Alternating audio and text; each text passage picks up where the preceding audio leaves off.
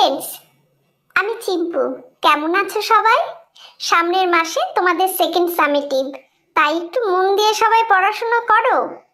যা বলছিলাম, with SS ma'am চ্যানেলে সবাইকে স্বাগত। আজ তোমাদের রবীন্দ্রনাথ ঠাকুরের লেখা ভারত তীর্থ কবিতাটি আবৃত্তি করে শোনাবো এবং শেষে এসএস ম্যামের কাছে থেকে ভারত তীর্থ কবিতার সারাংশটা বুঝে নেব।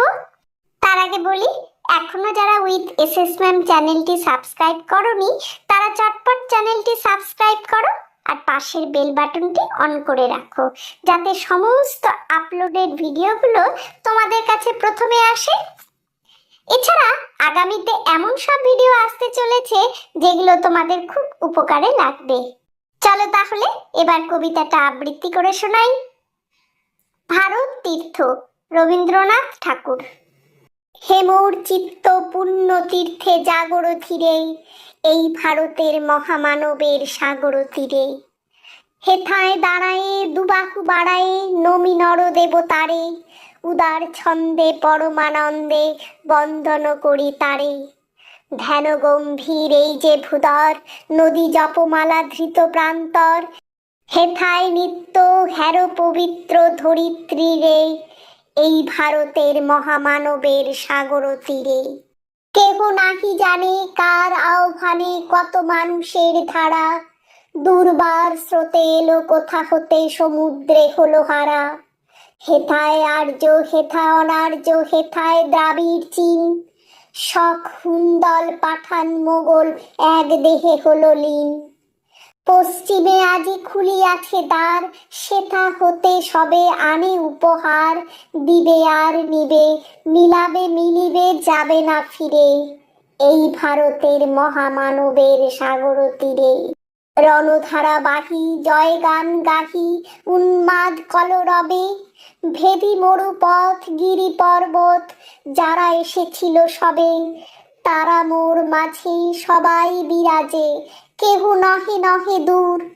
আমার শনিতে রয়েছে ধ্বনিতে তার বিচিত্র সুর। হে রুদ্র বীণা বাজো বাজো বাজো, ঘৃণা করি দূরে আছে যারা আজও। বন্ধ নাসিবে তারাও আসিবে দাঁড়াবে ঘিরে, এই ভারতের মহামানবের সাগর তীরে। হেথায় একদিন বিরামবিহীন মহা ওঙ্কার ধ্বনি, হৃদয় তন্ত্রে একের মন্ত্রে উঠেছিল রণরণী। তপস্যা বলে একের অনলে বহুরে আহুতি দিয়া, বিভেদ ফুলিল জাগায়ে তুলিল একটি বিরাট হিয়া। সেই সাধনার সেই আরাধনার যজ্ঞশালার খোলা আজি দ্বার, হেথায় সবারে হবে মিলিবারে আনত শিরে, এই ভারতের মহামানবের সাগর তীরে।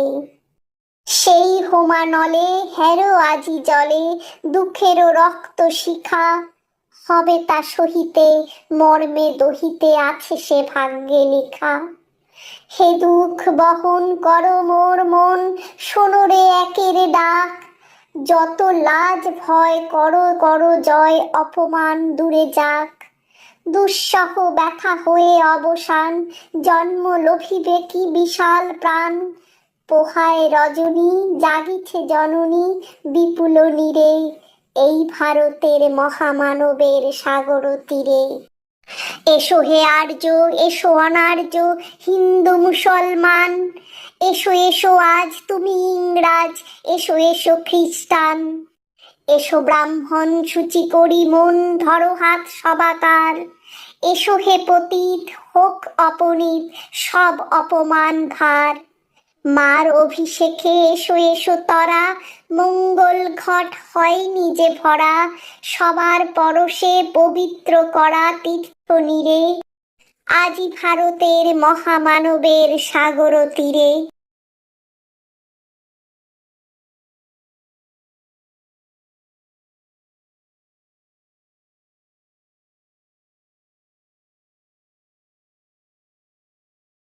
কবিতার সারাংশ। এই কবিতাটিতে কবি প্রথমে ভারতবর্ষে সব রকম ভাষা, ধর্ম, জাতি এবং দেশের লোকের সহ অবস্থানের কথা বর্ণনা করেছেন। এখানে হিন্দু, মুসলমান, খ্রিস্টান, আর্য, দ্রাবিড়, শক, হুন, পাঠান, মোগল, ইংরেজ, ব্রাহ্মণ, অব্রাহ্মণ, পৃথিবীর নানান জায়গা থেকে নানান রকম লোক এসে এক মহান দেশের সৃষ্টি করেছে। এরা সকলে সকলের সমান। এদের ঐক্য চেষ্টায় এক বিরাট ভারতীয় সভ্যতা এবং হিয়া গঠিত হয়েছে। এই বিরাট সভ্যতার গঠনে এদের সকলের অবদান সমান। কবি সকলকে আহ্বান করেছেন সব তুচ্ছ বিভেদ ভুলে গিয়ে পরস্পরের সহযোগিতায় এই মহান সভ্যতাকে বাঁচিয়ে রাখতে এবং এর মহিমাকে একক চেষ্টায় এবং নিঃস্বার্থ ত্যাগে আরও গৌরবান্বিত করে তুলতে।